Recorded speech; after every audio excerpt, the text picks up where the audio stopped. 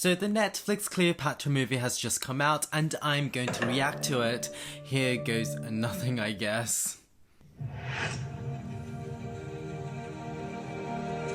There was a time long ago when women ruled with unparalleled power.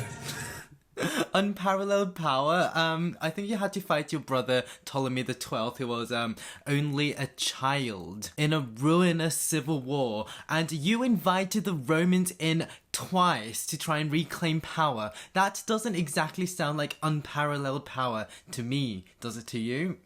As warriors, queens, mothers of nations, they bow to Mothers no of man. Nations?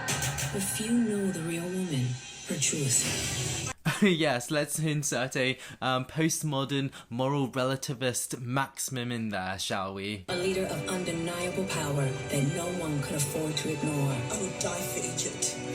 I would die for Egypt. Seeing that she's a foreign dynastic ruler living about 1800 years before nationalism, I doubt this wasn't her truth. I think it was rather Jada Pinkett Smith's interpretation of her truth though. Instead, I think she was willing to die for her own power and her dynasty's right to rule. I don't think the average non-Hellenic person living in Egypt would have cared either, or would have even noticed if it was a Macedonian or Roman ruling them. Cleopatra walked through the sandstorm of history and left footprints so deep that no man could ever erase them. No man could ever erase them, but Jada Pinkett Smith certainly can.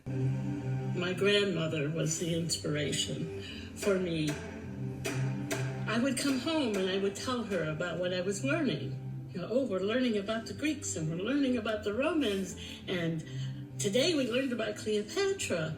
And I remember, clear as day, her saying to me, "Shali, I don't care what they tell you in school, Cleopatra was black." Of course she was black, in the same way my own mother told me there was no famine during the Great Leap Forwards. Will change the life of one teenage girl forever. Cleopatra was first and foremost a scholar. She was a scientist. She was a linguist. Those things mattered to her just as much, if not more, than politics.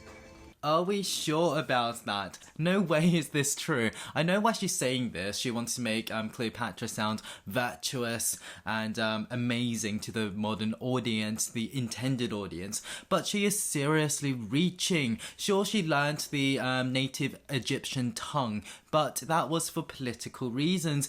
If she was in Rome, she would have been a populare, trying to gain the political support of the native people. And politics had to matter more than anything else, because if she didn't pay attention to politics, her brother would have had her unalived almost immediately. He's going to wipe away everything I've done. I'm sorry, what have you done, Ptolemy the 12th? Firstly, we have to establish that he was a very European-looking man. I'll put a picture of him here. He was most famous for playing the flute at drunken Dionysian festivals, and what he did was empty the treasury to bribe both Pompey and Caesar, and he was also famous for losing Cyprus to the Romans, so I guess Cleopatra better not undo that. I know it's tedious, but it is tradition, and people find comfort in traditions. It's time for some new traditions. What? What is this progressive, liberal, technological ideology making its way into ancient Egypt? Traditions in the ancient world were taken seriously, particularly when you're in a declining dynasty, for they legitimize your power, and they often saw the past as a lost, virtuous, golden age. And we need new traditions. Why do we think that Cleopatra put so much effort into learning the native Egyptian tongue? Why did she build new temples to Egyptian and Greek gods and participate in ancient rituals? It was for her legitimacy. She was certainly no revolutionary.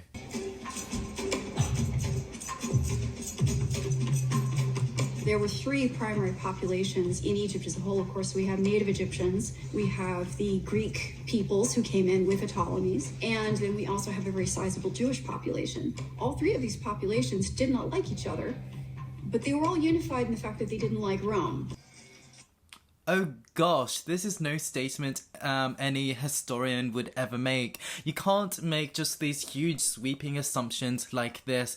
And oh my, it was quite an assumption. Once again, why would a peasant in Thebes care if they were ruled by Macedonians or Romans? And when they were eventually integrated into the Roman Empire, very few legions had to be garrisoned in Egypt, suggesting there was no real resistance nor hatred towards Rome.